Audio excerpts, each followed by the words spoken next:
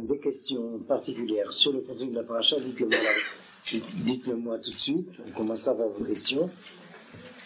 Dans tous les cas, nous allons voir l'ensemble des événements et nous allons étudier un principe. Dès qu'on commencera le déroulement historique de ce que nous est rappelé dans ce récit, on va s'apercevoir d'une accélération de l'accomplissement de promesses antérieures dont l'accomplissement avait beaucoup tardé. On se posera la question, comment comprendre cette situation? Il y a eu des promesses faites à Abraham dans toute la paracha précédente, et puis, si vous avez suivi le texte de la paracha précédente, vous remarquerez que, ça je crois qu'on l'a un peu étudié la semaine dernière, il y a une difficulté pour Abraham, non pas d'admettre que Dieu puisse accomplir ce qu'il promet, mais de réaliser que c'est bien à lui que Dieu s'adresse. Il y a une mutation d'identité qu'Abraham doit vivre pour être capable, ici vous allez m'aider en français, souvent il arrive qu'on écoute mais qu'on n'entend pas, qu'on entend et on écoute, non, qu'on écoute mais on n'entend pas. Alors il écoute ce que Dieu lui dit dans ses promesses, mais n'arrive pas à les entendre. Pourquoi? Parce qu'il revient d'une identité d'exil, vous vous rappelez l'identité araméenne, et il faut qu'il retransforme son identité, qu'il redevienne hébreu. Et cette difficulté d'acquiescer, à admettre qu'il a le mérite d'être celui que Dieu interpelle par ses promesses, est parallèle à cet effort de retrouver la racine hébraïque de son identité, qui s'était, diluée dans une, je cherche un terme un peu moins fort que dilué quand même, qui s'était clandestinisée dans l'identité de Galout, dans l'identité d'exil, de l'assignation de Babel. Je ne reviens pas sur les détails de toute la redécouverte de ce fait, mais je signale le problème. Abraham n'est pas un Mésopotamien qui magiquement devient hébreu, à la suite d'une révélation d'ailleurs qui lui parle en hébreu tout simplement parce qu'Abraham était hébreu. C'était un hébreu se trouvant en situation de diaspora et de fonction de diaspora dans la civilisation du temps qui était la civilisation de Babel. Il y a eu un événement historique grave, cette civilisation qui est la civilisation de Nimrod, c'est bien Nimrod, de Nimrod, le tyran de cette époque, devient totalitaire, et comme toute civilisation qui devient totalitaire, là je vous résume les Midrashim, toute civilisation qui devient totalitaire, l'identité la plus exposée, c'est l'identité Israël. Nous avons eu suffisamment dans l'histoire, et en dernier lieu, ce qui s'est passé dans l'Empire soviétique, d'exemple de cela. Ça se retrouvera dans l'exil d'Égypte, ça se retrouvera à travers tous les exils. Lorsque une civilisation devient impérialiste, elle devient l'empire, alors effectivement, toutes les minorités sont interpellées, mais centralement, cette manière d'être homme si particulière, l'identité hébraïque. Alors ce qu'il fallait restaurer comme mémoire historique, c'est qu'il y avait une dispersion des Hébreux à Babel. Une famille de ces Hébreux de la dispersion de Babel a été rescapée de la fournaise d'Ur-Kasdim. Et encore une fois, il a fallu attendre le temps contemporain pour avoir expérience de quoi il peut s'agir lorsque les Midrashim nous disaient que les Babyloniens jetaient les enfants des Hébreux dans la fournaise d'Ur-Kasdim. Et donc, il faut bien avoir clairement à l'esprit. Et c'est difficile pour nous à identifier parce que tout simplement c'est notre problème, c'est le problème de notre génération.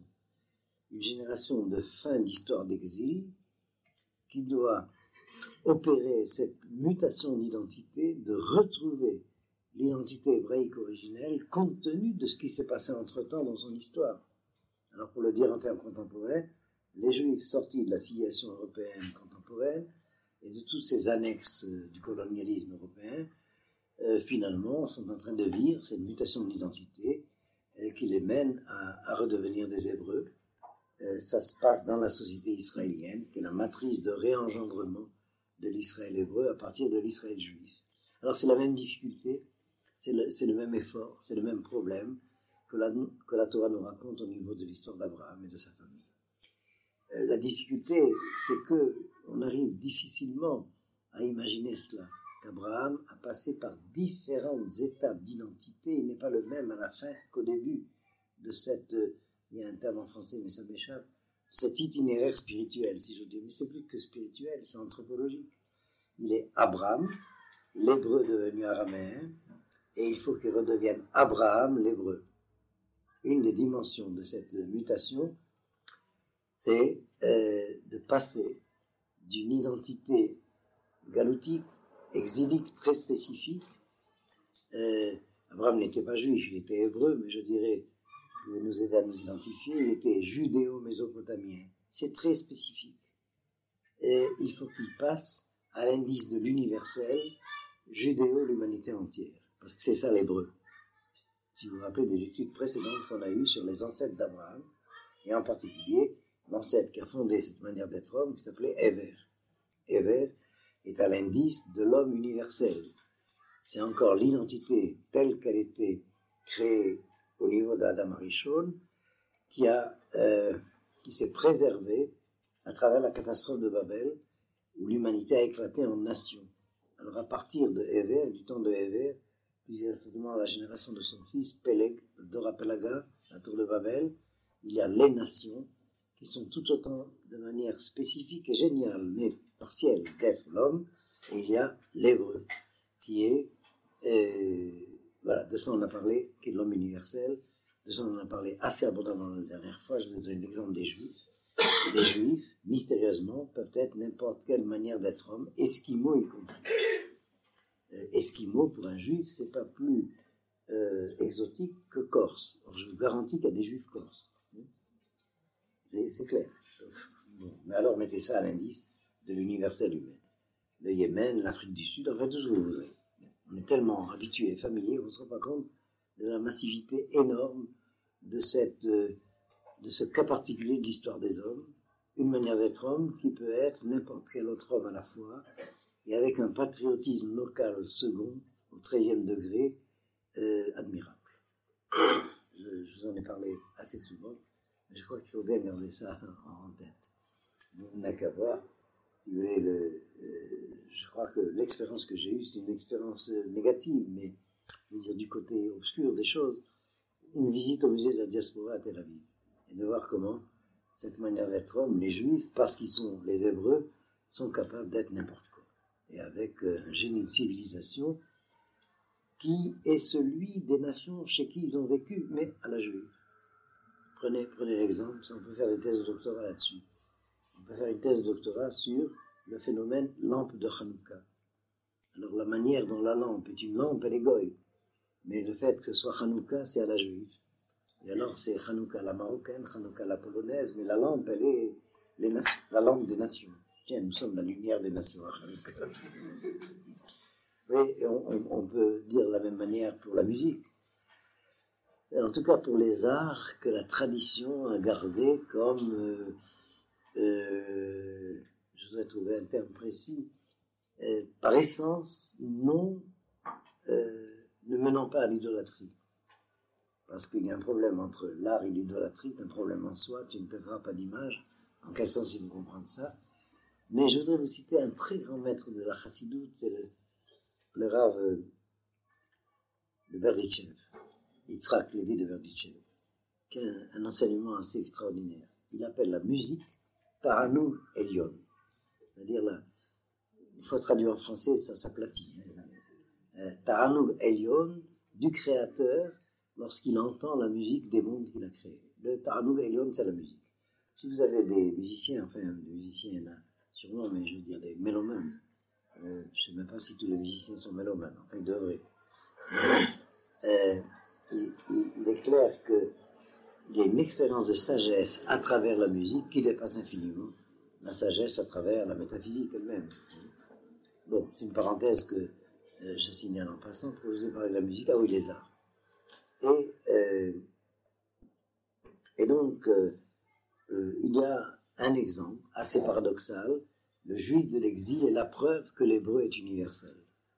C'est clair. Mais le juif de l'exil, lui, est cosmopolite. Et le cosmopolitisme, c'est au fond l'échec de l'universel. Et de la même manière que l'impérialisme, l'empire, c'est l'échec de l'universel. Mais la truna, l'exigence, l'idéal.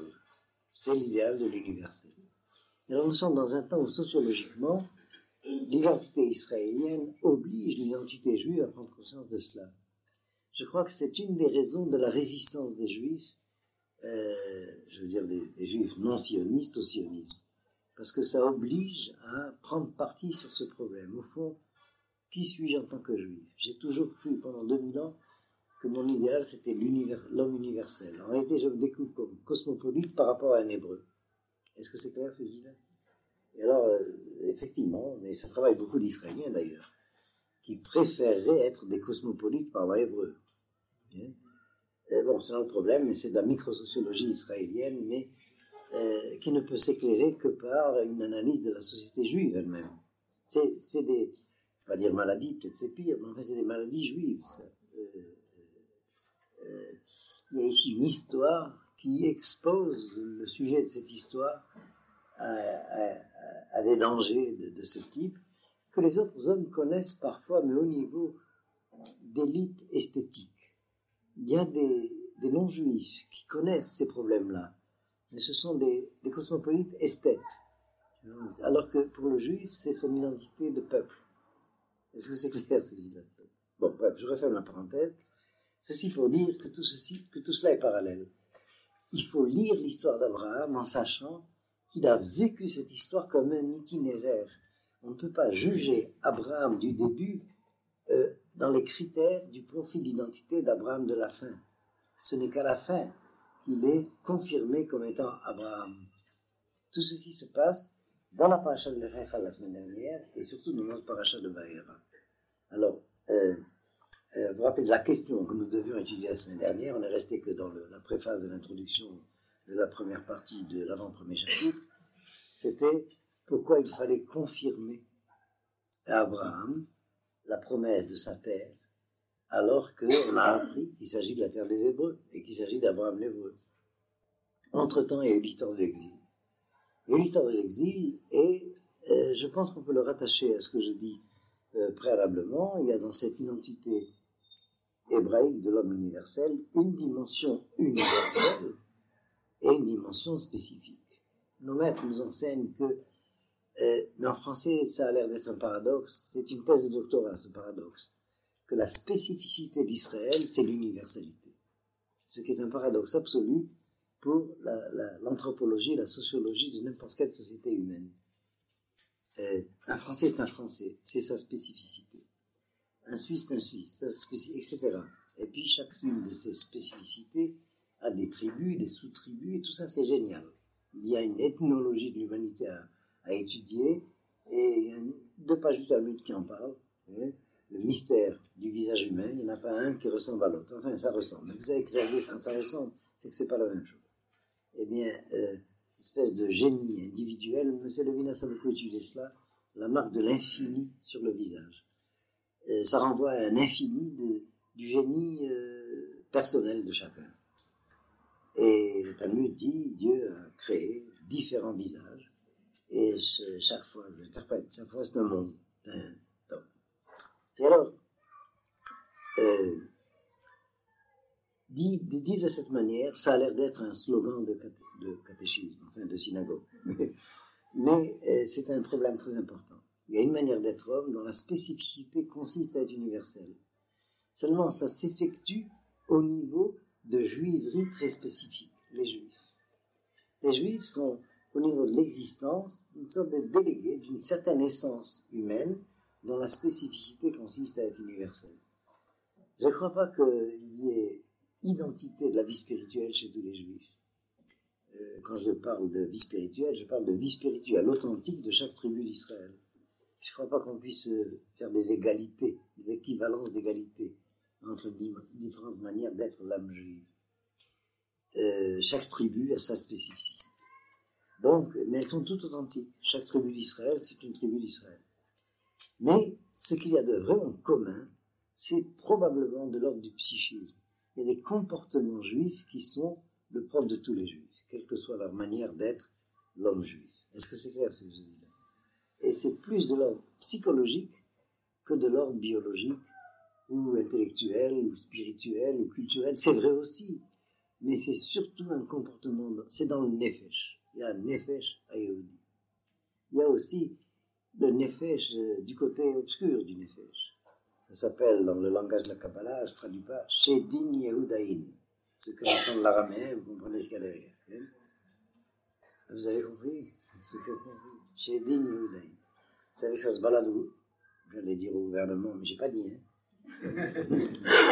En tout cas, pour revenir au sujet, je crois que c'est dans cet ordre qu'il faut comprendre les étapes qui se déroulent dans ce récit.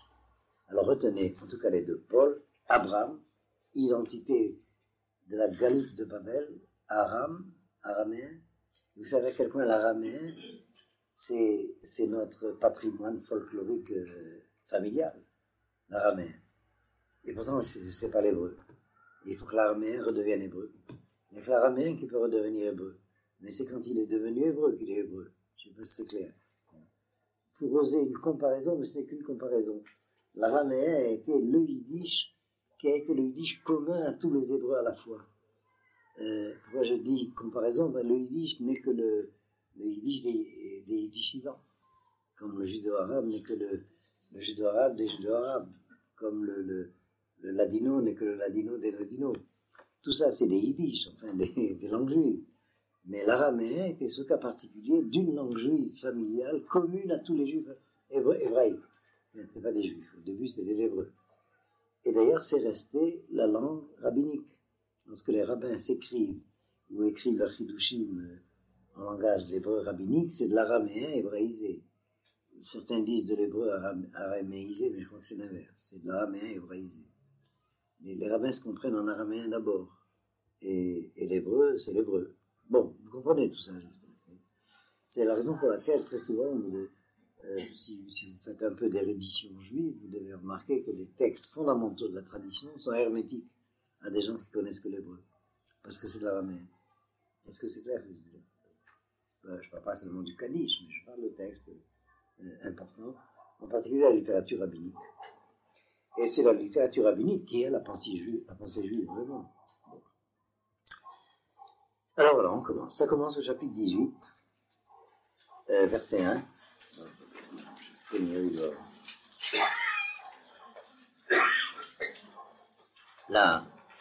La scène précédente, est-ce qu'il n'y a plus de chaises? S'il n'y en a plus, est-ce que vous ne pouvez pas faire aérer un peu plus? Pourquoi c'est fermé là-bas? Vous êtes des tortionnaires nazis. J'ai parlé de la fournaise, ça les a inspirés. Essayez même d'ouvrir la porte si vous pouvez, parce que vraiment, je sens que vous avez chaud. Alors, la scène précédente, c'est l'alliance de la circoncision. Et à la fin de la paracha de Recha. Et nous allons voir qu'il y a là une clé du problème que j'ai signalé.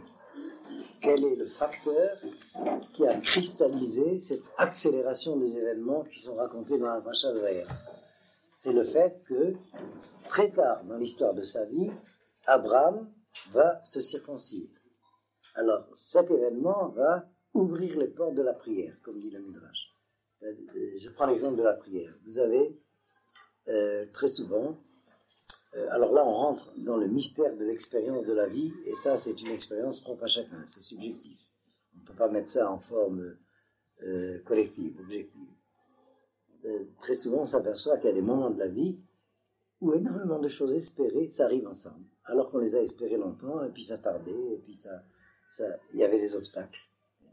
Alors tout se passe comme si il y a un emmagasinement de prières non exaucées qui attendent un certain facteur de mérite mystérieux pour nous, qui lorsque ce facteur arrive, ça ouvre les portes de la prière, et alors les vannes s'ouvrent et la bénédiction arrive.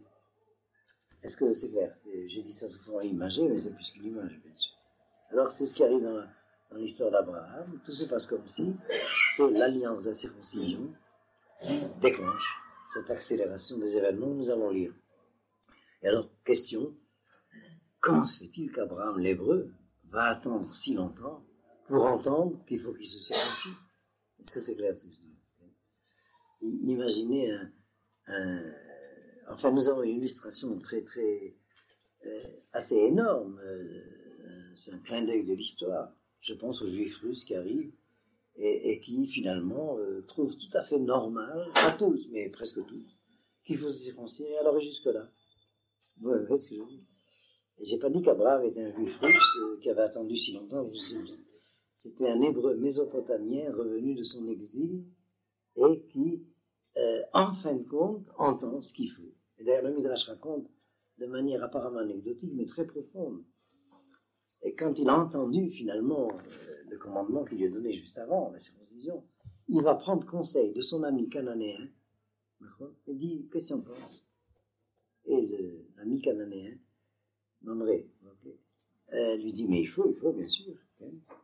Oui, voilà un exemple typique de la difficulté de se rébraïser de l'hébreu lui-même, Abraham. C'est pas n'importe qui. Et en plus, le Midrash raconte, oui, tout ce qu'on étudie dans le Midrash, qu'il fallait décider, bon, la circoncision, j'ai compris, je sois circoncis, mais dans quel membre? Après tout, ça va pas de soi. D'ailleurs, c'est pas dit en clair. Ça va pas de soi.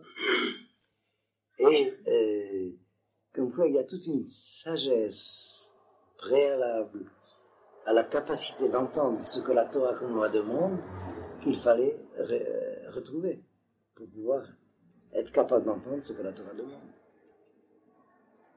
Et il y a un exemple qui me revient à l'esprit. C'est un événement apparemment anecdotique qui s'est produit pendant la dernière guerre. Vous avez entendu parler de San Nicandro? Ça vous dit rien? C'est un petit village italien, San Nicandro, où il y a eu un schisme dans l'église. Il y avait les partisans du vicaire Aleph et les partisans du vicaire B. C'est comme ça se passe dans des synagogues d'ailleurs. Et alors finalement, ceux qui se sont séparés de l'église officielle ont décidé de refonder la vraie religion de la Bible, c'est-à-dire la loi de Moïse, en ignorant complètement que les Juifs ça existait. Vous savez que la catéchèse de l'église avait une formulation, ça commence un peu à changer, un peu beaucoup parfois à changer, formulation telle que les chrétiens étaient incapables d'identifier les Hébreux de la Bible dans les Juifs. D'ailleurs, les Juifs y mettaient du leur pour empêcher cette identification. Moi juif, moi hébreu, moi je suis français. Alors le français dit bon, j'ai compris les Juifs. Donc à l'église, ils lisaient les Hébreux, dans la banque ou à l'épicerie ou à la synagogue rentraient les Juifs, mais quel rapport? Aucun. Alors ces chrétiens de San Nicandro ont décidé de réinventer ce que nous savons être le judaïsme.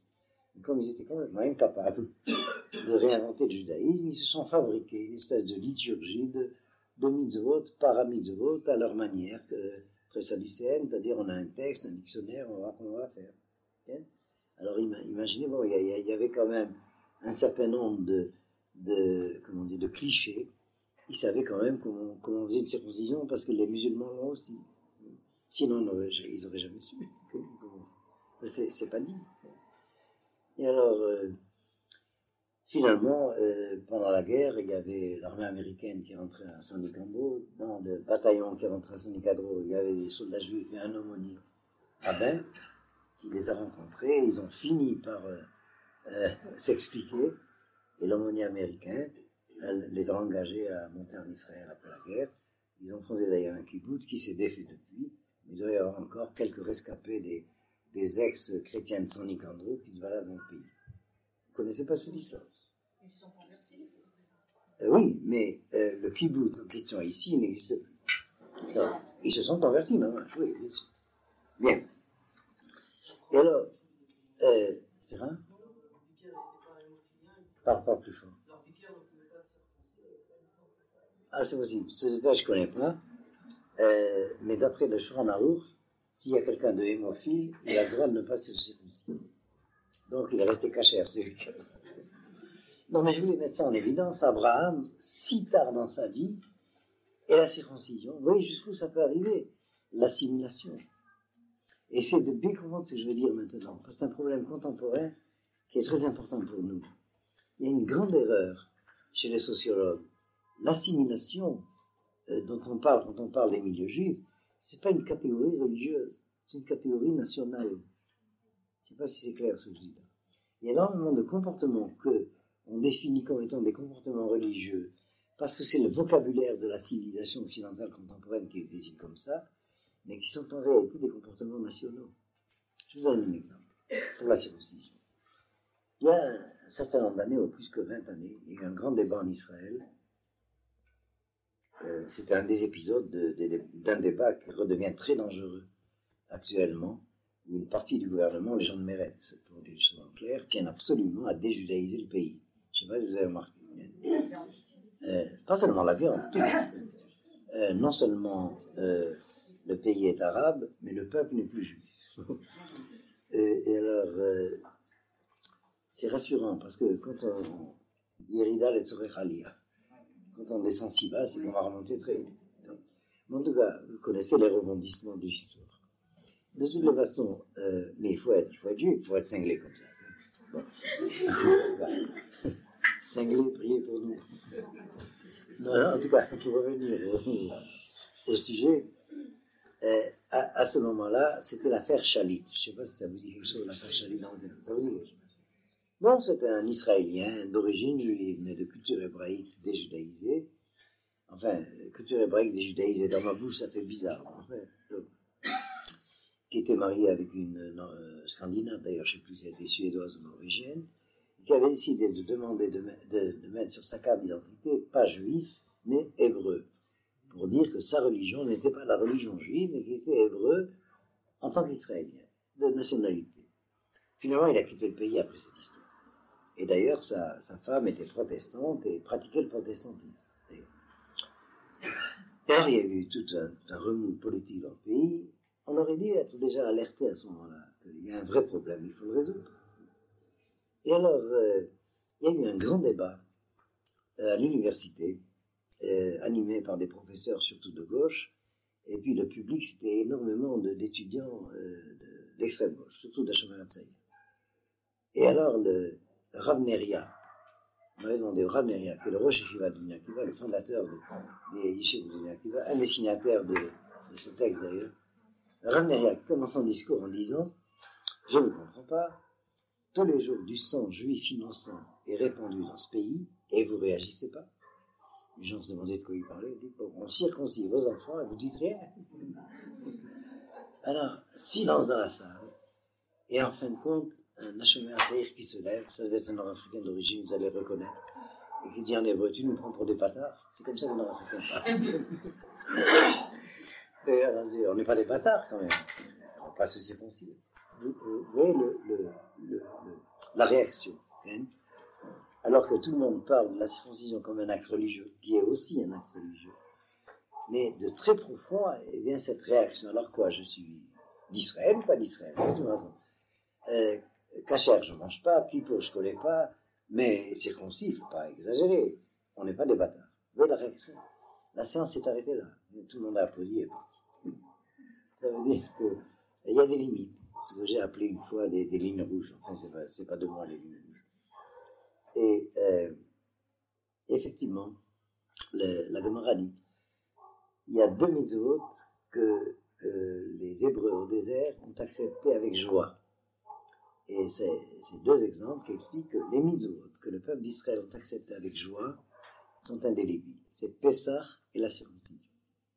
Et effectivement, vous remarquez ça, que quel que soit le comportement culturel des Juifs, et des Juifs d'ailleurs, Pessah, ça reste Pessah, et la circoncision, il ne faut pas exagérer, on n'est pas des bâtards. Vous avez compris un peu comment ça marche. Or, ça, c'est une réaction d'ordre national, avant d'être religieuse. Allez dire à un Hashomer Hatzair qui est en train de commettre un acte religieux en faisant circoncire son fils. Il va vous raconter des histoires philosophiques. Mais non, c'est une question d'hygiène.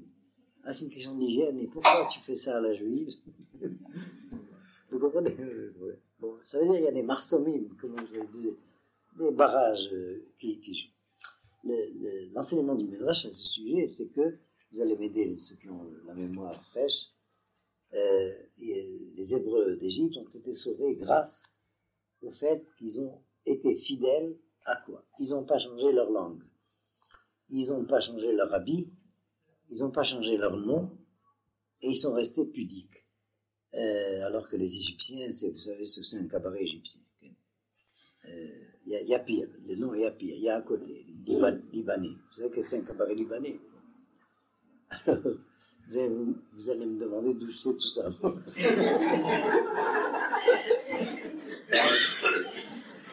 Figurez-vous, j'habitais Paris. Non, je reviens au sujet. Mais tout ça, c'est des comportements nationaux. Tu vois, c'est clair.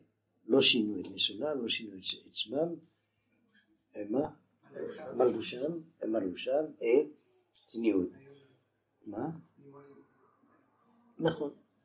Et regardez, il n'y a rien de culturel là-dedans. Tout ça, c'est yid, comme disent les Ashkénazes. Vous avez compris ce que je veux dire? C'est des comportements nationaux. Et effectivement, il faut bien comprendre une chose. On peut être très pratiquant de la religion juive et être assimilé complètement.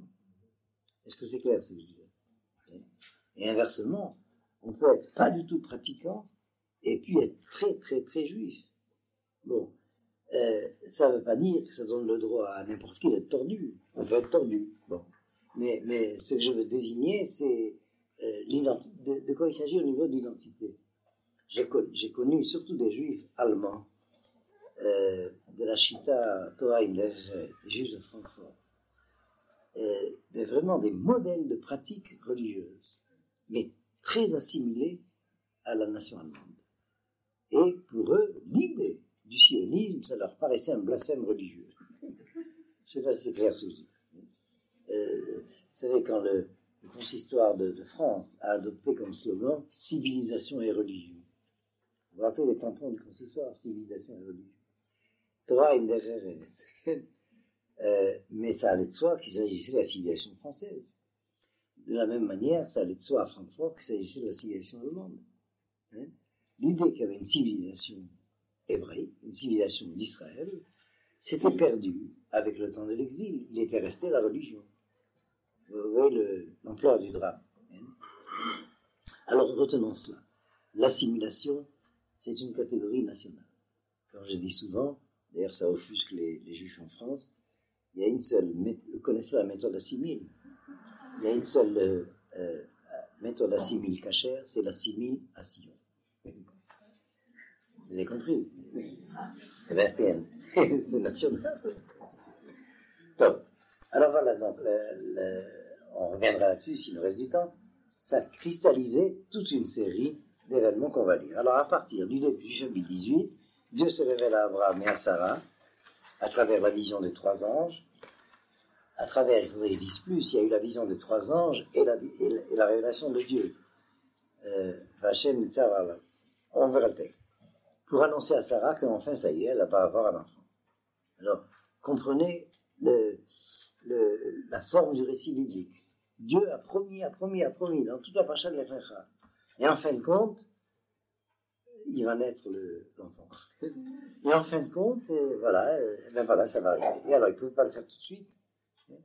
Vous voyez qu'il s'agit d'un événement d'accomplissement d'une promesse, mais la promesse attendait l'occurrence de sa réalisation. Voilà, donc l'annonce faite à Sarah.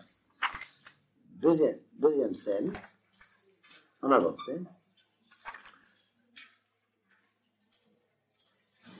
C'est Sodome et Gomorrhe, enfin la destruction de Sodome et Gomorrhe. Ça commence au verset 16 du chapitre 18. Alors voilà, nous avons un grand principe qu'enseigne la Gemara. Chaque ange est chargé d'une mission. Il y avait donc 3 anges, il y avait 3 missions. L'une de ces missions, c'était d'annoncer la naissance d'Isaac à Sarah. Le deuxième ange, c'était pour guérir Israël, il en a besoin d'ailleurs, pour guérir Abraham de la fièvre de la circoncision. C'était Raphaël. Et le troisième ange, c'était Gabriel, qui est la Minatadine, et qui vient punir Sodome et Gomorrhe. Or, que se passe-t-il? Ça fait longtemps que Dieu sait que, là je vous cite un verset, à partir du chapitre 16, on nous décrit la situation de saturation d'immoralité de Sodome et Gomorrhe. Et que ces gens-là, c'était l'abomination de l'immoralité sur terre. Mais ça fait longtemps que ça dure. Alors pourquoi c'est maintenant que je décide d'envoyer Gofrid Vamelach et vous êtes passé à Sdom, vous voyez le résultat. La première fois que j'ai visité les grottes de Sdom, je me suis rappelé de la femme de Lot. Quand elle s'est retournée, je vous dis une blague en français. Elle a dit le sel, j'aime. Vous savez ce que c'est le sel? mais on est saisi, enfin, disons, du résultat de ce qui s'est passé. Mais pourquoi s'attend tout cela? Alors là, il y a un thème très important, c'est le thème du sursis. Et je vais le formuler par rapport à notre sujet. Ça s'appelle en hébreu Arichut Apaim. Dieu est Erech Apaim. Le dictionnaire vous traduit patient. Mais c'est plus que la patience. Il y a un mot français technique, c'est la longanimité. Vous connaissez ce mot-là? Être longanime. Alors, je veux dire d'où ça vient, c'est traduit de l'hébreu. Erech Apaim. Littéralement, étymologiquement, c'est le visage long. Dans la Kabbalah, c'est Arichanpin, pour ceux qui connaissent. C'est plus que la patience. La patience, pour Dieu, c'est le fait que il est dû à la créature l'abri du sursis, quelle que soit l'erreur, quel que soit l'échec. C'est une mida, une modalité d'être, un attribut du Dieu de la Bible qui est très important. Tous les sursis sont donnés jusqu'au bout. Ça nous est dû jusqu'au bout, mais il y a un bout, il y a un rendez-vous. Ça nous est dû. Pourquoi? Parce que nous sommes condamnés par le fait d'avoir été créés à quelque chose d'impossible. Être sans être Dieu. Mais comment être sans être Dieu? Il n'y a que Dieu qui est. Alors Dieu nous condamne à l'être, et débrouille-toi à l'être de créature. Tous les trébuchements sont possibles. Et donc, le Créateur nous doit, si j'ose dire, vous comprenez pourquoi je parle comme ça, cet abri du sursis. Et là, je mets une parenthèse. Nous avons un grand débat avec le christianisme sur leur manière de lire les textes de la Bible. Et je dois vous dire qu'au fur et à mesure que je reprends ces problèmes avec eux, pas entre juifs, mais il nous arrive d'étudier ensemble, parce qu'il faut les aider à s'en sortir de cette impasse. Pendant 2000 ans, ils ont cru qu'ils étaient Israël, et maintenant il faut qu'ils résolvent un problème insoluble pour eux.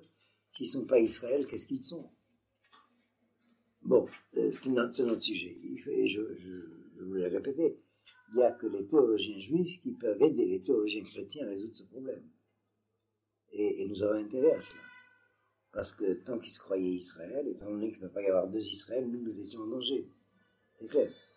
Alors maintenant qu'on a ressuscité, comme ils disent, il faut qu'on les aide à ressusciter, à se retrouver. C'est notre problème. Mais ce qu'il y a, c'est que pour eux, la lecture de la faute du premier homme, qu'ils appellent le péché originel, est une lecture tragique. Et alors, il en résulte une formulation qui est très chrétienne: l'homme est pécheur par nature. Ça, c'est la formulation chrétienne. Entendez bien en français. Pour la lecture juive, c'est pas du tout ça. L'homme est péccable par nature. Ça veut dire est donné au risque de la faute. Et c'est clair. Notre nature est d'être libre. Chacun a son niveau de liberté, a sa capacité de liberté. On est plus ou moins libre, on est quasi libre. On est quasi conditionné, quasi libre. Mais c'est notre spécificité d'être humain, ce facteur liberté en quoi que ce soit. Et parce qu'on est libre, alors on est donné au risque de la faute. Ça ne veut pas dire qu'on est fauteur. Ça ne veut pas dire qu'on est pécheur. Vous avez compris ce que je veux dire? C'est très différent. Il y a une sensibilité religieuse très différente. Il y a un perpétuel souci du juif: est-ce que je suis en ordre? Ça se dit en hébreu: est-ce que je suis tzaddik? Est-ce que je marche juste? Okay? C'est un souci de morale pratique. Okay? Mais jamais un juif ne se prend pour un monstre parce qu'il sait qui est son Dieu en tant qu'homme. C'est un blasphème de croire que Dieu nous a créés monstrueux. Je ne sais pas si c'est clair. Ça ne veut pas dire qu'il n'y a pas des hommes qui arrivent à devenir des monstres, mais ça, c'est les déchets de l'histoire. C'est pas l'histoire.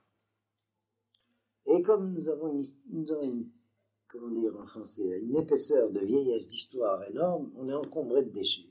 Alors c'est plein de monstres. Mais ça ne veut pas dire que l'homme est monstrueux. Voilà ce que je voulais dire. Alors il y a une espèce de diagnostic pessimiste, de désespérance dans l'âme chrétienne, qui se connaît, dans sa bonne foi propre, comme déchu. Je vais vous raconter une anecdote. C'est que je me suis occupé de scoutisme, et je me souviens, en France, nous avions une réunion des aumôniers des mouvements scouts, et je me rappelle une conversation que j'ai eue avec l'aumônier protestant. Parce que les protestants, c'est encore plus que chez les catholiques. Chez les protestants, l'homme n'est pas seulement déchu, il est maudit. Chez les protestants, le blasphème, c'est de faire semblant d'être heureux, d'être joyeux. Ils ont des problèmes avec leur moment de joie. Il y avait une phrase qui me revient de ces conversations avec les protestants. Vous voulez donner un complexe à un protestant, dites-lui qu'il est heureux. Tout de suite, il va se mettre à genoux. Et il va commencer à hatati, abiti, je suis pécheur, je suis pécheur. Et alors, ils avaient un problème avec la méthode scout. La méthode scout, c'est la morale par la joie. Et je me rappelle de ce pasteur, il n'arrivait pas à se sortir. Je suis très scout qui me dit, mais je suis protestant. Et alors, comment je peux faire? C'est contradictoire. Vous avez compris le drame. Et au fond, ils aboutissent tous à une espèce de dualité. Moi, je crois que c'est un petit peu de l'ordre de la schizophrénie. Je me rappelle, mais surtout chez les protestants, il leur faut une force morale énorme pour ne pas devenir fou. Je me rappelle, qui m'avait cité ça la première fois? Je crois que c'était M. Neher. Une phrase de Pasteur. Il disait que Pasteur disait qu'il n'était pas le même à l'oratoire et au laboratoire. À l'oratoire, il était croyant, mais au laboratoire, il était savant. Le contraire. À l'oratoire, Dieu existe, ça va de soi. Au laboratoire, de quoi on parle? C'est les lois impersonnelles du déterminisme naturel. Vous voyez ce que je veux dire? Alors, beaucoup de juifs sont intoxiqués par ça. Ils sont en schizophrénie pieuse. Vous avez énormément de juifs très très pieux et d'autre part très très savants. Mais ils ont décidé une fois pour toutes de fermer les yeux sur leur laboratoire quand ils sont à l'oratoire et sur leur oratoire quand ils sont au laboratoire. Sinon, ils ne se sortent pas. Mais c'est pas juif, ça. Nous croyons en Dieu un. Il n'y en a pas deux. Le Dieu de l'oratoire et le Dieu du laboratoire. Hachem ou Elohim, et pas l'inverse. En fait, vous comprenez l'ampleur du problème. Alors voilà, ça va dans ce sens-là. En réalité, lorsqu'on lit avec la sensibilité juive ce récit de la faute du premier homme, l'expression péché originel, ça signifie l'origine du péché. C'est la faute de l'origine de toute faute. Et c'était quoi la faute du premier homme? C'était de dire à Dieu, la loi c'est ma loi, c'est pas la tienne. Et c'est ça la vérité, qu'est-ce que le serpent a dit au premier homme? Et il y a le Midrash dit, il n'y a aucune parole mensongère dans la Bible. Même les paroles du serpent. Personne ne ment dans la Bible. Même pas le serpent. Je ne sais pas si vous voyez jusqu'où ça va. Et alors, qu'est-ce qu'on a dit le serpent au premier homme? Vous serez comme Dieu en ce qui concerne la connaissance du bien et du mal. C'est, si je vous ai employé ce terme, c'est pas dans le sens classique, c'est l'humanisme. C'est-à-dire l'homme est la mesure de toute chose. C'est moi, l'homme, qui décide ce qu'est le bien et ce qu'est le mal. Et c'est ça la faute. C'est ça la faute. Je sais qu'il y a une loi, mais c'est pas ta loi, c'est la mienne. Et c'est en cela que je suis en faute vis-à-vis de la loi. Parce que je décide, moi, homme, moi, créature, comment doit être la loi. Est-ce que vous avez compris? Non. Et alors, il en résulte donc ceci. Nous sommes en réalité créés libres, donc donnés au risque de la faute, et par conséquent, on nous doit tous les sursis qui aménagent la possibilité du repentir. Et voyez en quoi la sensibilité religieuse juive va dès le début être différente de la sensibilité religieuse chrétienne. Le drame, c'est qu'on lit le même livre, apparemment. En réalité, ils le lisent en grec et en latin d'abord, et nous le lisons en hébreu, mais c'est un drame, parce que finalement, beaucoup de juifs eux-mêmes croient qu'en fin de compte, il y a un ensemble judéo-chrétien. Et c'est un faux concept. Il n'y a pas d'ensemble judéo-chrétien. Il y a les juifs et il y a les chrétiens. Et les chrétiens ne sont pas des juifs et les juifs ne sont pas des chrétiens. Il y a eu historiquement les judéo-chrétiens, c'est-à-dire les juifs qui ont fondé le christianisme. Est-ce que c'est clair la différence? Et c'est une sensibilité radicalement différente. Or, les juifs qui ont fondé le christianisme, je prends l'exemple de Paul comme exemple, c'était pas des juifs hébreux. Qu'est-ce qu'était Paul? C'était un romain de culture grecque, d'origine juive. Je ne sais pas si vous comprenez ce sujet. Bon, alors on revient au sujet. Tout ça, ça va s'arranger quand le Vatican reconnaîtra l'État d'Israël. Mais c'est une histoire ancienne. Vous savez que ça veut dire Vatique, c'est très ancien. Mais dans tous les cas, voilà le problème, le sursis. Alors effectivement, nous assistons à la fin du sursis. Les gens de Sodome et Gomorrhe ont beau être les pires fautes pécheurs de l'histoire, en tant que créatures, ils sont à l'abri d'un sursis. Mais pourquoi ce sursis a duré si longtemps? Alors là, va se dévoiler un thème de l'enseignement de la Torah qui est très important. Je voudrais prendre, par le biais d'un exemple, dans la Kabbalah et l'enseignement suivant, Job, c'était Terach, le père d'Abraham. Et la Gemara, déjà, dans Bava Batra, situe Job à chaque époque charnière de l'histoire. Et alors, avec le thème que je ne vais pas rentrer dans cette Gemara, je reviens à ce que je disais à propos de Job, il y a des époques de l'histoire de la morale, et on est tzaddik juste dans l'homme de vertu, dans un certain monde de la vertu, et voilà qu'il y a un progrès des valeurs de la vertu. Il se dévoile que celui qui était tzaddik dans le temps ancien devient rachar par rapport aux critères du temps nouveau. Est-ce que c'est clair ce que je veux dire? Alors voilà comment dit la Kabbalah. Job, c'était Terach. Et Terach était tzaddik de sa génération, tant qu'Abraham ne s'est pas circoncis. Dès qu'Abraham s'est circoncis, Terach, Job, a commencé à souffrir. Pourquoi? Parce qu'il est resté, il est devenu préhistorique. Ça veut dire que quand le tzaddik du monde qui vient apparaît, ce tzaddik-là disqualifie tous les tzaddikim d'avant. Est-ce que vous avez compris le problème? Alors il commence à souffrir et il ne comprend pas pourquoi. Vous voyez pourquoi c'est l'histoire de Job? Parce que le texte du livre de Job est très clair. Job n'a fait aucune faute. Lisez bien le texte du livre de Job. Job n'a fait aucun mal. Lorsque Dieu, en fin de compte, se révèle aux amis de Job, les théologiens, qui ont, eux, les thèses de théologie classique, si tu souffres, c'est que ça fait une faute. Hein? Alors Dieu se révèle à eux et dit, pourquoi vous avez mal parlé de mon serviteur Job? Job n'a fait aucune faute. Le texte ne dit pas qu'il a fait du bien. On ne sait pas s'il a fait du bien. Mais en tout cas, de faute, il n'a pas fait. Et alors, qu'est-ce que ça veut dire? Ça veut dire que lorsque il y a une mutation dans la découverte des valeurs morales, ceux qui continuent à se satisfaire de l'état antérieur de la moralité deviennent des justes souffrants. Vous avez compris l'histoire de Job, comment elle est expliquée dans ce... Et alors, c'est le problème. Tant qu'Abraham n'était pas Abraham, il y a encore le sursis pour Sodome et Gomorrhe. Mais dès qu'Abraham est Abraham, Sodome et Gomorrhe sont disqualifiés. Est-ce que c'est clair? Bon, c'est la source, sociologiquement, de l'anticléricalisme et de l'antijudaïsme. Je vais vous donner un autre exemple qui va éclairer cela. Mais pour ça, je voulais d'abord vous rappeler un petit peu la préface du livre de Job.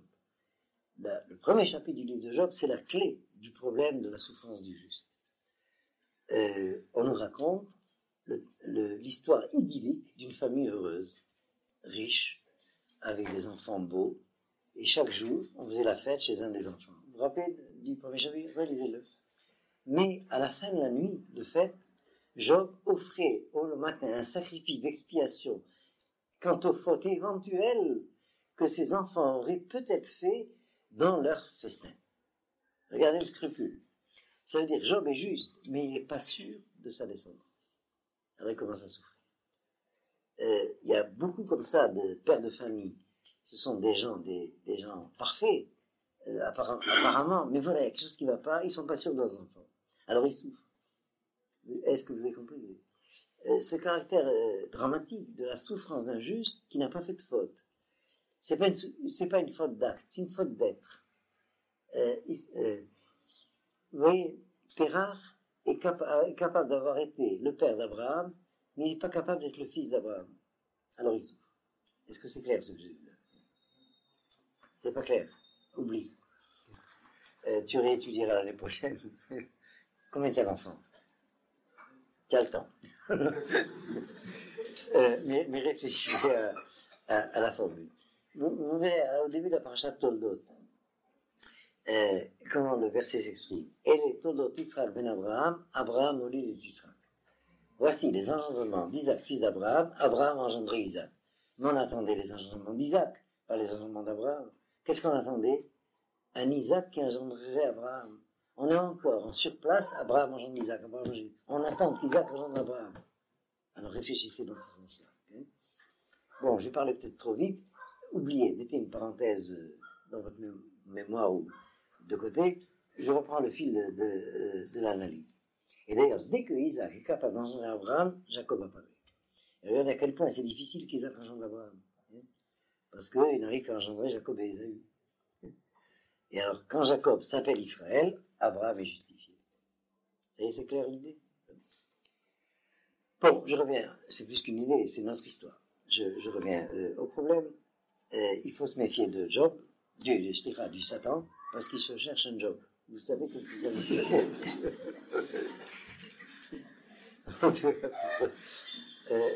Qu'est-ce que c'est que le Satan dans ce récit? C'est l'accusateur public au tribunal d'en haut. Dès qu'il y a un doute quelconque, il est formulé par le Satan.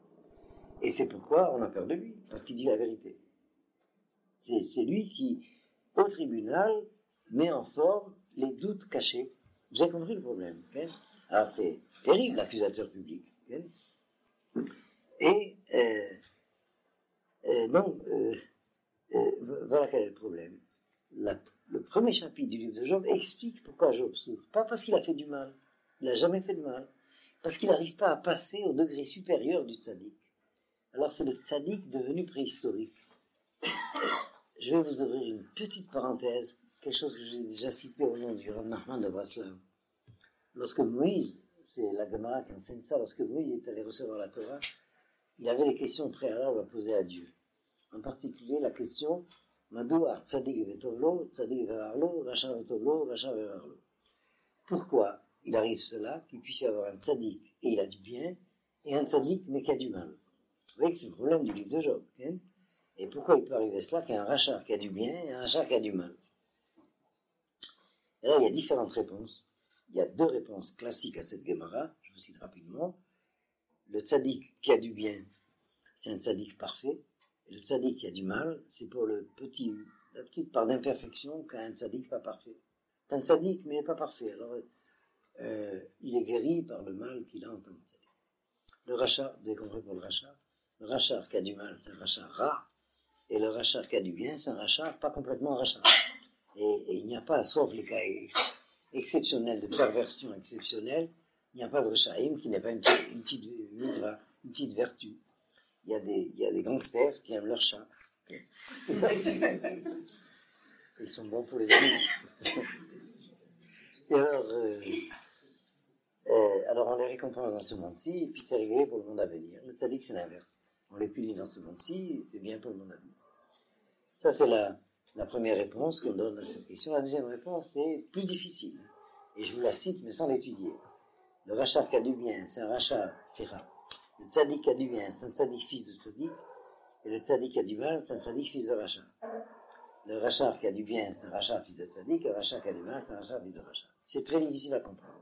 Mais ça va plus loin dans le problème. Le Rav Nachman de Braslav enseigne de la manière suivante. Le tzaddik qui a du bien, c'est le tzaddik qui vit dans un temps où la halakha est comme lui. Où le bien selon Dieu, c'est le bien selon lui. Alors il est non seulement tzaddik, mais heureux. Est-ce que c'est clair? Parce qu'on peut être tzaddik, mais hérétique. C'est pas comme ça que Dieu pense. Et pourtant, il est tzaddik. Le rachar et le tzaddik qui a du mal, c'est un tzaddik, mais la halakha n'est pas comme lui. Alors le rachar qui a du bien, c'est le rachar du tzaddik que la halakha est comme lui, et le rachar qui a du mal, c'est le rachar du tzaddik que la halakha n'est pas comme lui. Vous avez compris l'explication Et au fond, c'est la même explication à des niveaux très différents. Et regardez, faites une micro-étude de la sociologie israélienne, et vous verrez, il y a des tzadikim, la halakha n'est pas comme eux, leur sha'im, Dieu préserve. Il y a des tzadikim, la halakha est comme eux, leur sha'im sont en d'autres. Vous avez compris ce que je dis? Non, alors oubliez. On revient au sujet. Voilà donc ce qui se passe. Tant que Abraham n'est pas circoncis, Sodome et Gomorrhe est en sursis. Dès qu'Abraham est circoncis, il y a d'autres facteurs qui ont joué. Le progrès moral chez Abraham déclenche la condamnation du rachat. C'est pourquoi les Rechaïm n'aiment pas les tzadikim. Parce que c'est à cause des tzadikim que les Rechaïm souffrent, sont disqualifiés, sont jugés. Vous avez compris le problème? Alors, sociologiquement, j'ai étudié ça d'ailleurs en ethnologie, c'est l'explication du mécanisme de l'anticléricalisme. Les les gens n'aiment pas le curé. Parce que quand le curé est présent, ils sont disqualifiés. Ils n'aiment pas les rabbins, parce que quand le rabbin est présent, l'autre est disqualifié.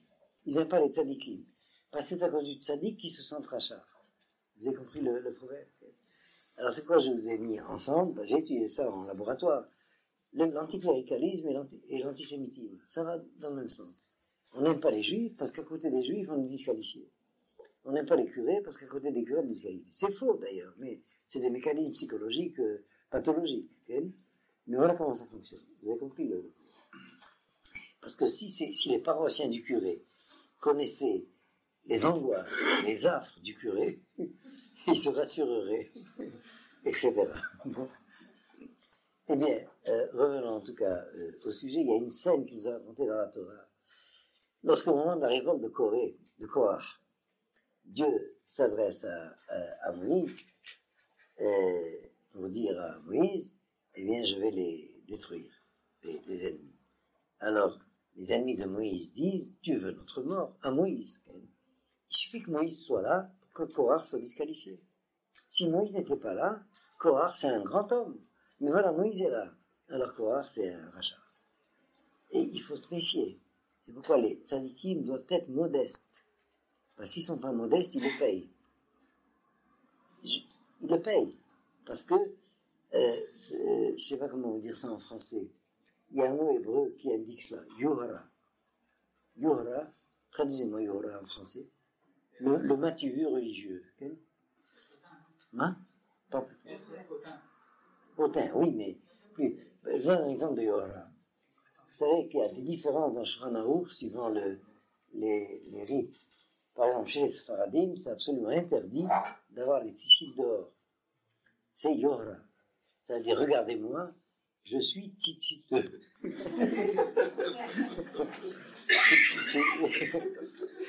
C'est pire que nécessiteux. Alors, au contraire, chez les Ashkenazim, c'est un titre de gloire d'avoir les tzitzit dehors. Mais pour les Sfaradim, c'est interdit. Et voilà un exemple. On appelle ça Yohara. On n'a pas le droit je ne sais pas comment on dit en français, je savais, mais j'ai oublié. Snobisme, mais plus que ça. M'as-tu vu, oui. Oui, c'est ce genre de comportement. Regardez comme je suis pieux. Hein?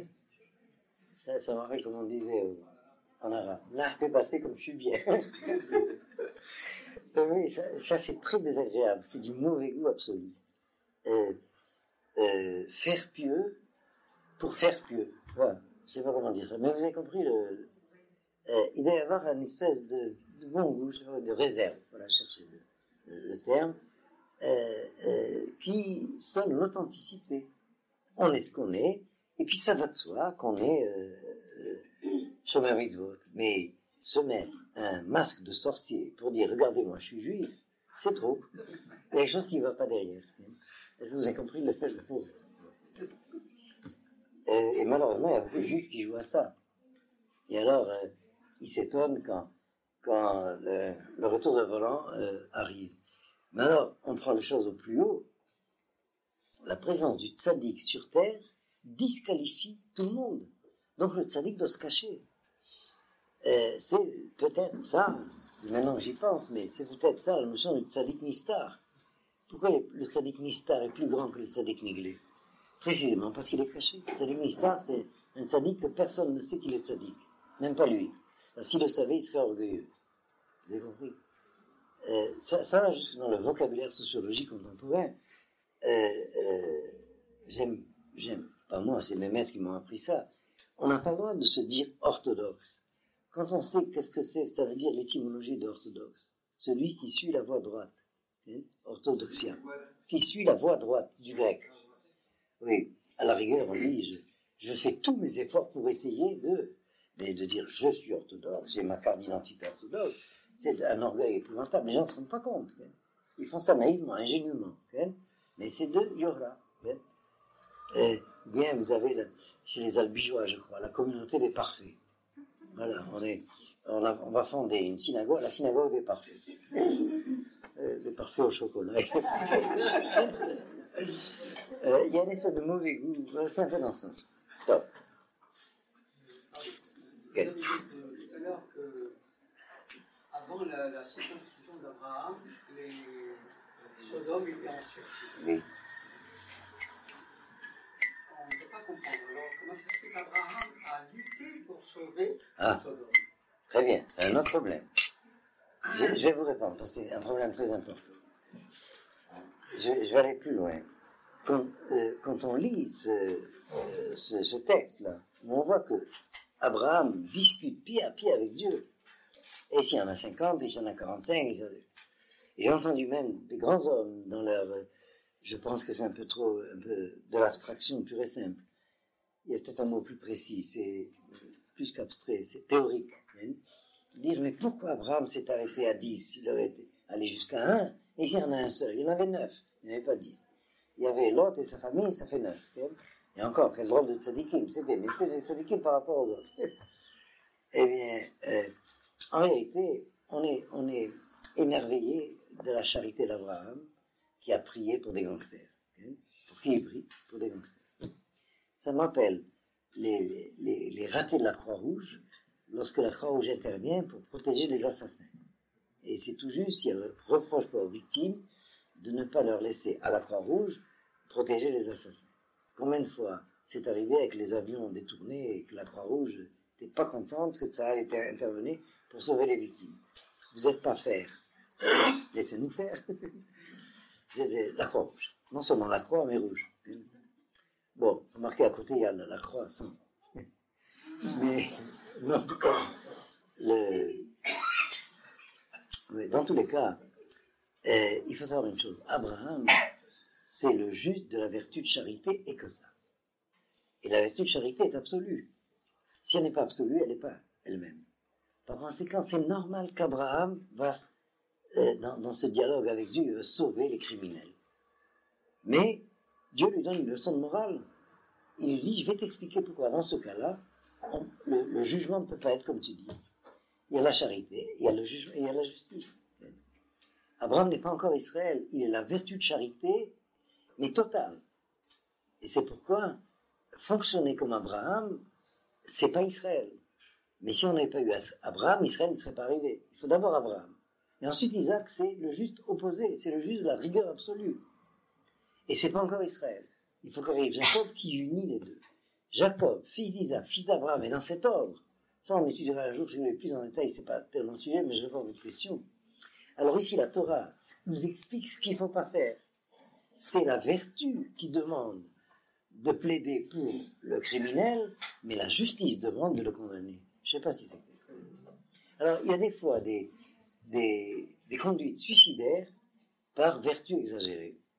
C'est ce à quoi Israël est occupé actuellement. Une conduite suicidaire par vertige de vertu exagérée. Il se regarde dans la glace, regardez comme je suis beau. Je suis un fils d'Abraham. L'autre aussi. Là, ça va aller. Mais tout ça, ça va éclater. Mais qu'est-ce qui fonctionne là? Ce qui fonctionne, c'est la vertu d'Abraham. Et d'ailleurs, tous ces congrès qui se font, nous les fils d'Abraham, c'est pas pour rien qu'on cite Abraham. C'est comme ça qu'Abraham fonctionne. D'ailleurs, il fonctionne comme ça dans la paracha. Abraham, dans cette paracha, va protéger Ishmaël jusqu'au bout. C'est Sarah qui intervient, ça va pas. C'est dans cette paracha. On va le lire tout à l'heure si on y arrive. Bon, vous avez compris le problème. Donc c'est normal qu'Abraham plaide comme ça, mais c'est normal que Dieu lui répond, pas question. Voilà, il ne faut pas oublier l'autre côté du récit. C'est-à-dire, on oublie toujours cela, qu'en réalité, Abraham a reçu une leçon de morale. Mais Abraham a témoigné de la vertu de charité. Mais c'est son rôle. Et donc, ce que je citais tout à l'heure, qu'Abraham aurait dû aller encore plus loin. Et Dieu leur aurait dit, ça ne va pas Abraham, mon monde ne peut pas fonctionner avec toi. Vous avez compris le problème? Je vais vous dire, c'est un enseignement de la Kabbalah très important que j'ai étudié avec le fils du Rav Ashlag. C'est un enseignement du Rav Ashlag. C'est qu'il y a dans le monde des justes parfaits qui ne savent que donner. Et alors quoi, ils ne reçoivent pas? Ce sont des êtres exceptionnels, et c'est très rare, de qui on apprend comment donner. Mais surtout, il ne faut pas faire comme eux. Parce que si on se prend pour des justes de cette manière, on devient fou. Qu'est-ce que ça veut dire? Tu ne fais que donner, tu n'as jamais mangé, tu n'as jamais bu, tu ne respires pas, tu n'es pas né, et non, en général, ils ne sont pas nés normalement. Vous avez compris si je veux dire? c'est comme notre ancêtre Ève, c'était une côtelette panée. Avant de mettre, bien sûr. Oui, comme on lit la Bible, on ne sera pas comme. Bon. Alors, ça c'est les tzadikim qui ne savent que donner. Si vous voulez, l'art pour l'art en morale, okay? La vertu gratuite. Je donne, recevoir, Dieu préserve, ça c'est pas moral. Okay? Alors tu manges, tu vis pas. Okay? Alors, prendre ça au sérieux, c'est être fou. Mais alors pourquoi ces tzadikim existent? C'est pour nous apprendre comment on donne. Parce qu'il n'y a qu'une seule manière de donner, ne faire que ça. Sinon, est-ce qu'on donne vraiment? Je vous raconte une fois une petite anecdote qui m'a fait comprendre ça de l'histoire israélienne, et après je vais vous parler et pourquoi l'Erchaïm. Et moi, je ne me suis jamais occupé de Macbeth. Le Macbeth. Il n'y a que les Écossais, Macbeth, je ne sais pas. Bon. Mais de ramasser de l'argent. Mais une fois après la guerre des 6 jours, j'étais quelque part à faire un séminaire. Un de mes amis d'enfance qui me rencontre, on tombe dans les bras l'un de l'autre, comment vas-tu? Ah, qu'est-ce qu'on pense à vous? Je vais te donner un chèque pour les blessés de la guerre de Kippour. Bon, pour les blessés de la guerre de Kippour, je vais transmettre. Il me donne son chèque. Et puis, pris de scrupules, je dis, ça va pas te manquer au moins? Je dis, non, penses-tu, je vais au sport d'hiver la semaine prochaine. Alors, je dis, ah, tu vas au sport d'hiver la semaine prochaine, reprends ton chèque. Il a compris la leçon, il a ajouté un 0, comme quoi il pouvait. Alors là, j'ai pris son chèque. C'est-à-dire, s'il donne un chèque pour les blessés de la guerre de Kippour, mais après il va au sport d'hiver, il y a quelque chose qui ne va pas. Je ne sais pas si c'est clair. Et alors, la charité doit être de la vraie charité. Et pourquoi la halakha donne des limites? Ça, tu donnes, moins que ça, c'est pas la charité. Plus que ça, c'est la folie, dit la Gemara. Et celui qui donne plus que le maaser, c'est qu'il est fou. La Gemara en clair. La Gemara donne 3 critères de la folie. Si vous voulez, je vais vous les donner. Mais j'ai peur de faire peur à des gens qui tout le monde est normal. Celui qui a tendance à se promener dans les cimetières. Il faut tout de suite aller voir un psychiatre. Celui qui va dehors la nuit tout nu et n'a pas froid. Et puis celui qui ne ressent pas le froid. Bon, ça se soigne. Et puis celui qui donne trop en charité. C'est qu'il est fou. Vous savez qu'il y a des comportements un peu mystiques, mais de mystique un peu frelaté, qui fait qu'après un bon repas, on sort le chiquet, et puis on donne, et après on fait les comptes du ménage et il ne reste plus rien. Il y a des générosités suspectes. Bon, ça, pour la Gemara, c'est très clair. Si on laisse aller, ça mène à la folie, parce que c'est déjà de la folie. Bon, pourquoi je vais citer ça? Oui, pour le... C'est-à-dire, donner, c'est donner tout. Celui qui vraiment qui veut donner, eh bien, si c'est sérieux, il donne tout.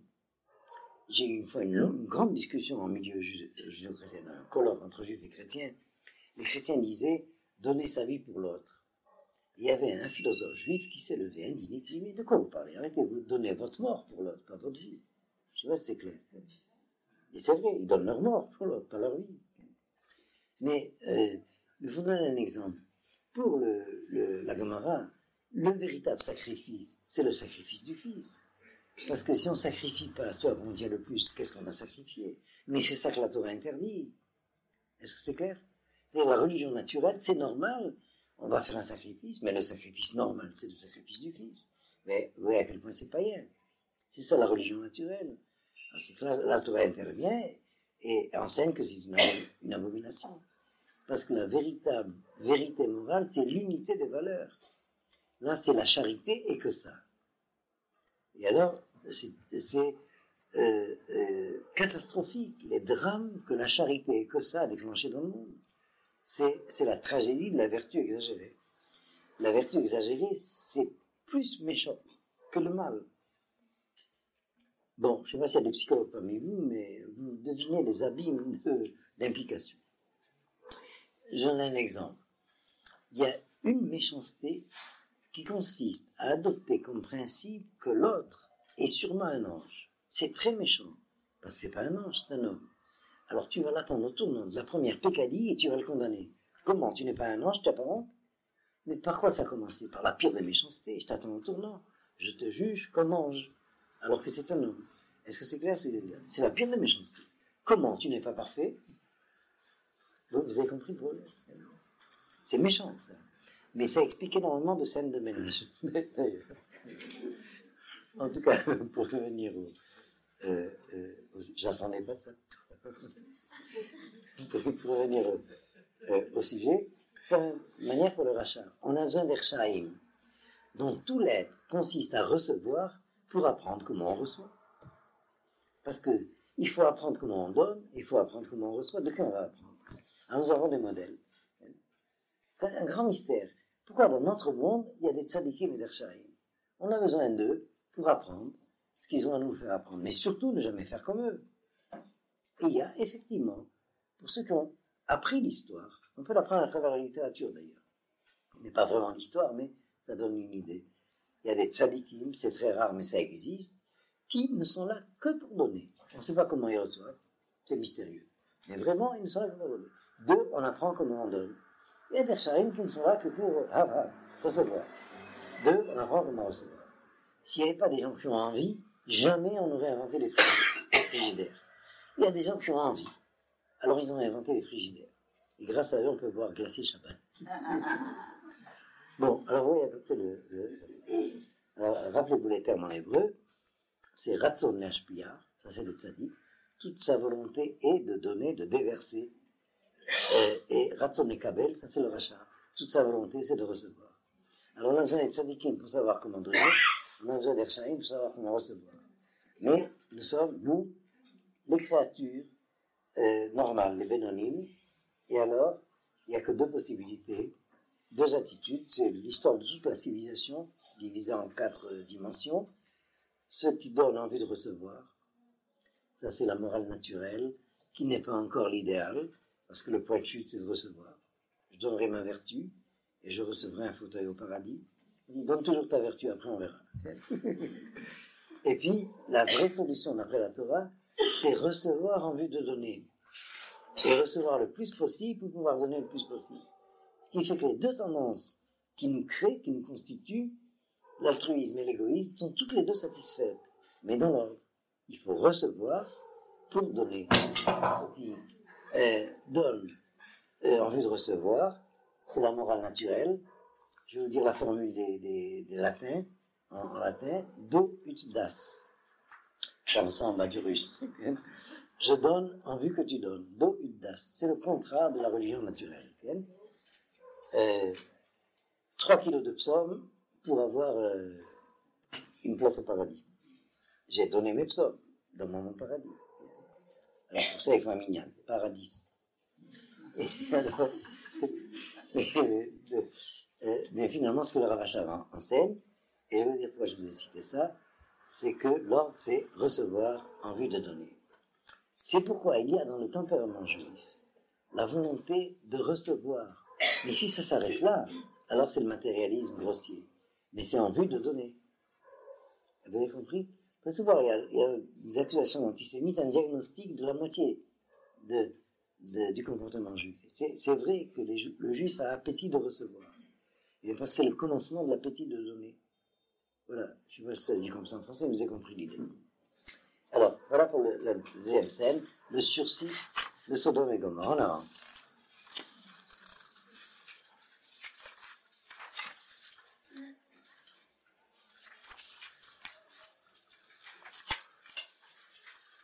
Alors, nous arrivons là à une scène de la famille de Lot rescapée de la destruction de Sodome et Gomorrhe. Vous prenez à partir du verset 27 du chapitre 19. C'est un autre morceau du récit. C'est la scène des 2 filles de Lot avec leur père. Alors ils sont rescapés. Et quel temps il me reste plus de temps. Ça fait rien. Je m'apesantirai ici. Vous suivrez la fin du récit, je vous donnerai le principe. Ce sont des récits qui montrent un progrès de la moralité chez Abraham et une dégradation d'une caricature de moralité chez l'autre. C'est une sorte de caricature de la moralité d'Abraham. Et cette scène est la suivante. Il y a ici une scène messianique à l'envers.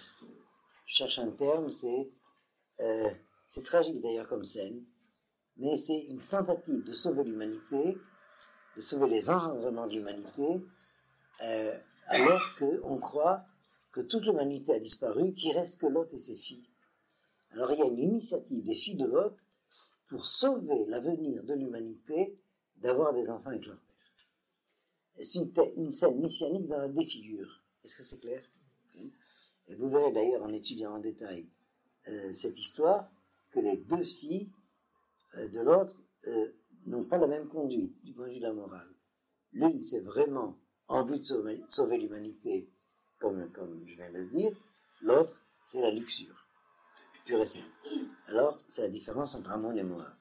Mais va naître une lignée de la famille d'Abraham. Lot était le fils du frère d'Abraham, cette famille sortie de Chezim, qui va caricaturer l'identité d'Israël, les Ammonites et les Moabites, et qui seront en rivalité messianique pendant tout le temps de la Bible contre Israël. Et à partir de ce que je vais dire maintenant, je ne vous cite pas des sources traditionnelles, mais je crois que ça continue. Cette rivalité n'est pas achevée. Je vous l'ai cité d'ailleurs une fois. La région des Ammonites, c'est la Jordanie. Amman. Amman s'appelle Rabat Ammon, la capitale de Ammon. Rabat Ammon. Et effectivement, la rivalité messianique à qui appartient à Israël, c'est un problème avec les Jordaniens. Est-ce que c'est clair? Je résume tout ce qui se passe actuellement, mais c'est clair. Lorsque les Jordaniens demanderont la manne, vous savez ce que ça veut dire en arabe? Demander la manne? Alors on leur donnera la manne du désert. Bon. Et voilà donc ce qui se passe. Vous voyez, ce comportement de l'ombre portée d'Abraham, si j'ose dire, Abraham imite, Lot imite Abraham, mais dans la défigure, dans le mal. L'hospitalité d'Abraham, c'est la vertu dans le bien. L'hospitalité de Lot dans la débauche. Quelle sera l'hospitalité de Lot? Donner ses filles à l'étranger, etc. Alors, vous voyez ce qui se passe. Juste après, progrès de la moralité chez Abraham, de nouveau cette scène où le patriarche dit de sa femme qu'elle est sa sœur. Vous voyez le contraste, l'échec de la moralité chez Lot et la réussite de la moralité chez Abraham. C'est-à-dire, cette même capacité anthropologique de l'être frère, c'est ce qui se cherchait dans la famille d'Abraham, qui est capable d'être frère. Et alors, il y a le faux frère et le vrai frère. Être frère dans l'immoralité, ça c'est l'option de Lot. Être frère dans la moralité, c'est l'option d'Abraham. Alors voilà, si vous voulez, le déroulement de ce récit. Au point de départ, le fait que Abraham va réaliser l'alliance de la circoncision, ça cristallise l'accélération de tous ces événements. Tout se déclenche. Alors la promesse de la naissance du fils d'Abraham va s'accomplir, jugement de Sodome et Gomorrhe, séparation définitive entre Lot et Abraham, etc. Si nous avons plus de temps, on verra ça très en détail sur les versets. C'est un peu le travail que vous allez faire vous-même. Top. Quand même, il reste 2 minutes, puisqu'on a déjà fait 8. Si vous avez une question là-dessus. C'est pourtant de Lot va naître le Mashiach, enfin, de Moab. Tu résumes trop. C'est-à-dire de Lot va naître Ruth la Moab, l'ancêtre de David. Bon, là il faudrait un peu plus de temps, mais je vais quand même essayer de répondre. Lot n'est pas n'importe qui. C'est une étincelle de l'identité de la famille d'Abraham qui est enfouie sous une écorce d'impureté. Et alors, vous relirez ça au fait qu'Abraham, alors qu'on s'était déjà séparés, Abraham s'était déjà séparé de Lot. Abraham va protéger Lot de loin. Parce qu'il protège cette chance de l'âme de Ruth, je vous cite le Midrash, qui est dans la lignée de Lot et qu'il faut sauver. C'est pour sauver l'âme de Ruth que Abraham va protéger Lot. Si c'est un thème très délicat, j'aurais préféré avoir 1 heure pour parler que de ça. Mais c'est ce qui était le plus près qui est devenu le plus loin. Alors dans ce plus loin, il y a la trace du plus près de l'origine. Alors Ruth, c'est celle qui revient de plus loin, mais elle ramène avec elle tous les autres, mais parce que c'est elle qui était la partie de l'identité d'Israël qu'Israël avait perdue avant le commencement de son histoire. Cette lignée de Lot aurait dû être dans Abraham. elle s'est séparée en portant, là je vous cite le Zohar, une étincelle de sainteté qui est dans l'écorce de l'impureté de la débauche. Mais là-dedans, qu'est-ce qui travaille? Qu'est-ce qui est enfoui sous la cendre, si j'ose dire? C'est l'âme de Ruth.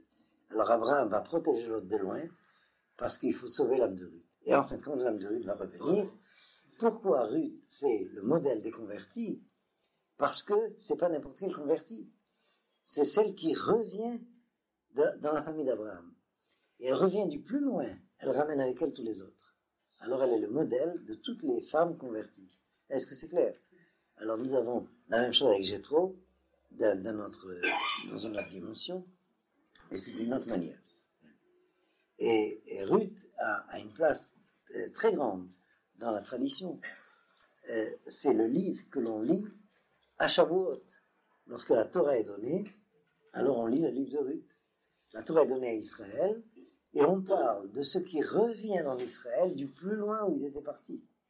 Et c'est Ruth qui sera l'ancêtre du Mashiach, parce que c'est le Mashiach qui assure la rédemption de l'universel humain. Mais en tant qu'elle est l'ancêtre du Mashiach, elle est fille d'Abraham, rentrée à la maison, si je veux dire. Est-ce que c'est clair? Bon, c'est pas visible, parce que tout cela, c'est un thème d'identité profonde à travers l'histoire.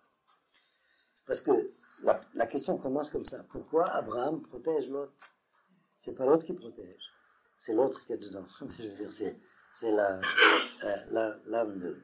Alors, remarquez que Yitro, Ruth, Torah, c'est à peu près les mêmes lettres. Vous voyez?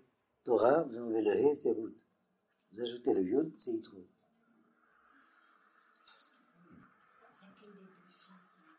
Il y a l'aîné, là. Relisez. Oui. Comment? Je ne peux pas vous répondre parce que je n'ai pas de texte en tête, mais c'est clair dans le texte. Vous verrez là, celle qui a pris l'initiative, la première, c'était en bonne part. Et la deuxième, c'était en mauvaise part. Mais regardez bien le texte, peut-être que je me trompe. Bien. Une, c'est l'Ishma, et l'autre, c'est l'Olishma. Et vous savez, je vais finir par une anecdote du Talmud, qui est plus qu'une anecdote, mais je sais pas quoi, comment ça s'appelle au théâtre, c'est Pirandello, à chacun sa vérité, mais je veux lequel. Vous avez un comportement, le même, il peut être au niveau du jugement de valeur, soit tzaddik, soit rachar, le même comportement. Ça veut dire, qu'est-ce qui se passe en réalité, fondamentalement, alors qu'apparemment c'est le même geste. Dans un cas, c'est pour sauver l'humanité, dans l'autre cas, c'est pour avoir un plaisir supplémentaire avant la catastrophe. Vous voyez ce que je veux dire? Mais il faut voir cette scène dans son tragique même. C'est une fin de monde. On croit que le monde a disparu. Et voilà comment faire qu'il y ait encore des petits hommes. Il y a un seul homme, c'est noir. C'est l'autre. On va les livrer. C'est pour ça que j'ai pris ça noir. Pour qu'ils se rendent compte de rien, soi-disant. Et alors, voilà ce que raconte le Talmud. Il y avait, vous savez, au temps de l'occupation romaine, il y avait ce qu'on appelle dans le Talmud les matrones, matronita. Les matrones, c'était les tenancières de cabaret. Et alors finalement, en réalité, beaucoup de Bachou Yeshiva étaient séduits par les tenancières de cabaret. Il y en a un finalement qui prend son courage à 3 mains et puis il va au cabaret. Et alors, quand il est en train de se déshabiller, son tissu de katane est en train, vous savez, c'est les tissus de katane, les tissus qui ont frappé au visage. Il a été saisi par ça, il s'est rhabillé en vitesse et il s'est sauvé. Elle l'a rattrapé. Il dit, moi je suis pas assez belle pour toi. Il dit, non, il y a un maître plus fort que toi. Elle dit, tu sors pas d'ici sans que tu m'expliques ce qui était arrivé. Je veux savoir qui est plus fort que moi. Il lui a expliqué. Et alors elle a dit, je vais aller voir ton maître. Elle est allée voir son maître. Elle a été subjuguée, convertie. Elle a décidé de devenir normale, enfin, juive, hétéromètre. Et alors, après la conversion, elle a demandé au rabbi, donne-moi une bénédiction.